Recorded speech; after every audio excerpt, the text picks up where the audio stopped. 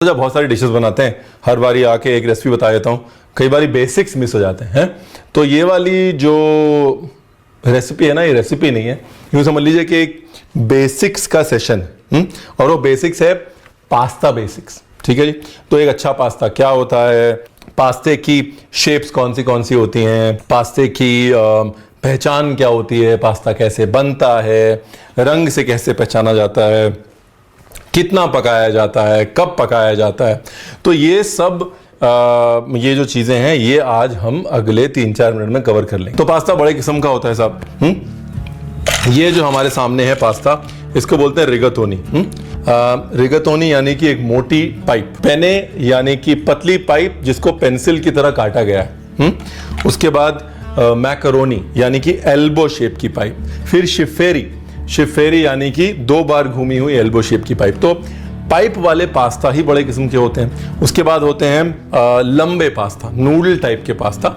Noodle type के pasta में होता है सबसे पतली होती है कैपेलिनी, जिसे कहा जाता है एंजल हेयर पास्ता।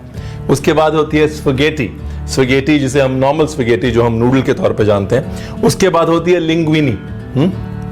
लिंग्विनी यानी कि स्पगेटी से थोड़ा सा फ्लैट पास्ता, जो कि इट्स माय फेवरेट पास्तास। ठीक है जी। तो अभी हो गए नूडल पास्तास। अब नूडल पास्ता के बाद आता है रिबन पास्ता। रिबन पास्ता में बड़े किस्म के पास्तास होते हैं, जैसे सबसे पतले वाले को बोलते हैं फेत्तुचिनी, उसके बड़े वाले को बोलते हैं तागलेतेले, उसके बड़े वाले को बोलते हैं पापरदेले। और अगर पास्ता को ऐसे ही मोटा पतला आप काट दीजिए तो उसको बोलते हैं माल्टीग्लाती। Simple, easy, no rocket science. ये मोस्ट बेसिक शेप्स हैं। और एक शेप जो आजकल बड़ी फेमस हो रही है वो बो टाई वाली, जो कि फारफले, FARFALLE फारफले।